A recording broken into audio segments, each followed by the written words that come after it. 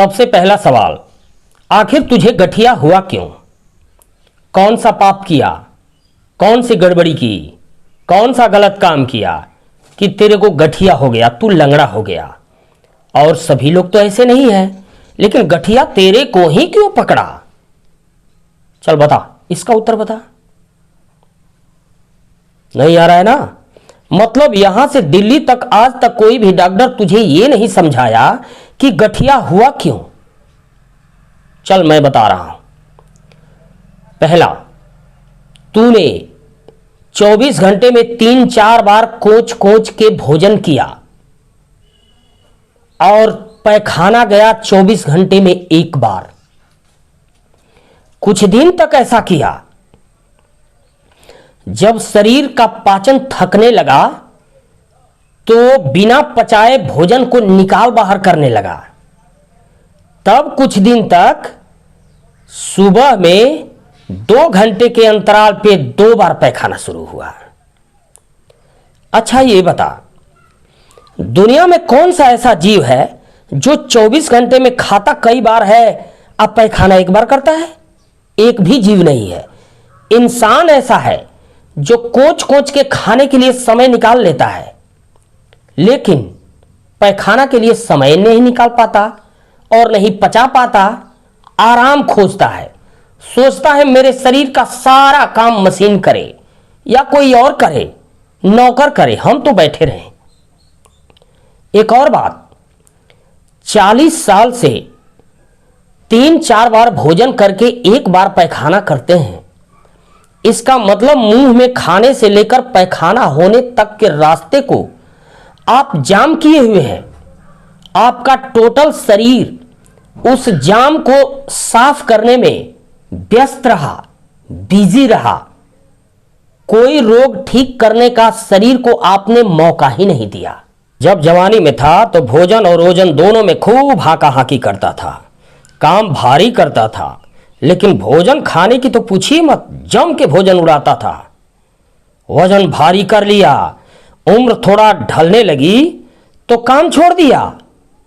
काम या तो मशीन करने लगा या घर का कोई अन्य सदस्य करने लगा, और लेकिन भोजन नहीं छोड़ा।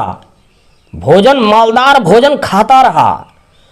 और क्या, घंटा 2 घंटा कभी काम कर लिया तो अपने आप को तीरंदाज समझने लगा कि हम खूब काम किए, खूब काम किए।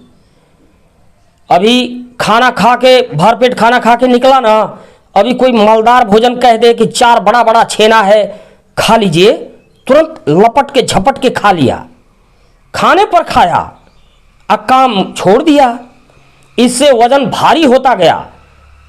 तुम्हारे शरीर को यह पता ही नहीं चला कि हमें चर्बी छोड़ करके हड्डी भी मजबूत करनी है। नौबत नहीं आती, लंगड़ा होने की नौबत नहीं आती। यदि काम और भोजन का कॉम्बिनेशन बराबर रहता ना, ज्यादा भोजन तो ज्यादा काम, तो लंगड़ा होने की नौबत ही नहीं आती।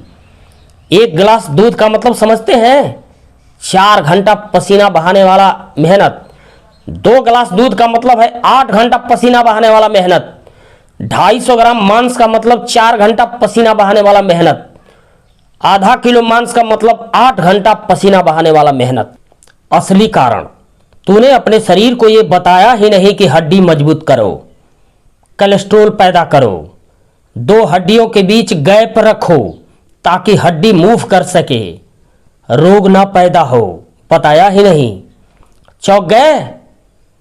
देखिए मैं बता रहा हूं, शरीर को बताता है दर्द, और दर्द से तो आपको नफरत है। जो ही दर्द किया, कोई भी चीज दर्द किया, तुरंत आपने जाके दर्द निवारक गोली खा ली। अब दिमाग को सूचना पहुंचा ही नहीं कि ये शरीर दर्द कर रहा है। उसको मरम्मत करने के लिए दिमाग भोजन भेजेगा ही नहीं, ऊर्जा भेजेगा ही नहीं, खून भेजेगा ही नहीं, शक्ति भेजेगा ही नहीं। खाते रहो खूब दर्द निवारक गोली, किडनी खराब करते रहो, शरीर को कमजोर करते रहो। देखो मैं समझा रहा हूं, जो बंदा 8 घंटा कठोर परिश्रम करता है या 3 किलोमीटर पैदल चलता है, रनिंग करता है, किसी भी काम में पसीना बहाता है, शाम में जब भोजन करने के बाद सोने के लिए जाता है ना, तो उसे दर्द महसूस होता है पूरे शरीर में। पैर तो पूछिए मत। एक मजदूर किसान थोड़ा थोड़ा कहरता है रात में सोते वक्त। तो जब दर्द होता है तो इसकी सूचना दिमाग में पहुंचती है कि नहीं, पैर में दर्द हो रहा है, थकान है। तो भोजन जितना आप किए हैं, दूध, चीनी, अंडा, मांस, रोटी, सब्जी, जो कुछ भी खाए हैं, उसका आधा हिस्सा हड्डी को मजबूत करने में चला जाएगा और जो शेष हिस्सा बचेगा वो ब्लड, चर्बी, चमड़ा, जो कुछ भी बनना है बनेगा, लेकिन आधा हिस्सा हड्डी को मजबूत करने में चला जाएगा। और इस तरह यदि कठोर परिश्रम आप करते तो फैट नहीं बनता, कोलेस्ट्रॉल नहीं बनता, वजन भारी नहीं होता, हड्डी मजबूत रहती। फिर ये गारंटी के साथ मैं कह रहा हूं कि गठिया नहीं होता। अगले वीडियो में हम बताएंगे कि जिस बंदे को गठिया हो गया अब उसे इलाज क्या करना चाहिए। चलिए खत्म करते हैं। धन्यवाद।